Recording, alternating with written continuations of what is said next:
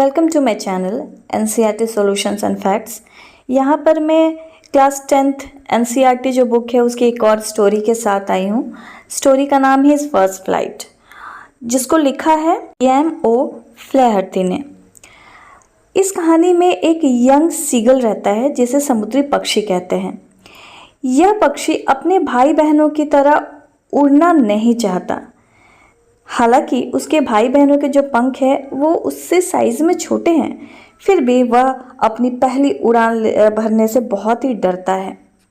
होता यह है कि इस यंग सीगल को अपने पंखों पर तो भरोसा ही नहीं होता। उसके छोटे भाई बहन निडर होकर उड़ सकते हैं, भले ही उनके पंख उससे छोटे हों, लेकिन वह खुद उड़ने की हिम्मत नहीं जुटा पाता। जब भी वह चट्टान के किनारे आता और उड़ने की कोशिश करता तो डर के कारण पीछे हट जाता था।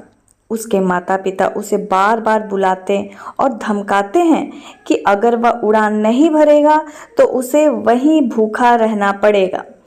वे उसे बार बार डांटते हैं और प्रेरित भी करते हैं, लेकिन फिर भी वह नन्हा सीगल जो है वो नहीं उड़ता। ये दिन वह अपने माता पिता को और अपने भाई बहनों को उड़ते हुए और लहरों के ऊपर मंडराते हुए देखता रहता है। में एक दिन होता यह है कि पूरा परिवार एक बड़े पठार पर उड़कर चला जाता है और यंग सीगल दूसरी चट्टान पर भूखा बैठा रहता है। वह अपनी माँ से भोजन लाने की गुहार करता है। वह विनती करता है कि माँ मुझे भोजन ला कर दे दो, पर उसकी माँ एक मछली का टुकड़ा उठाकर उसकी ओर बढ़ती है और यंग सीगल तो भूख से व्याकुल था। वो बेचैन था भूख से।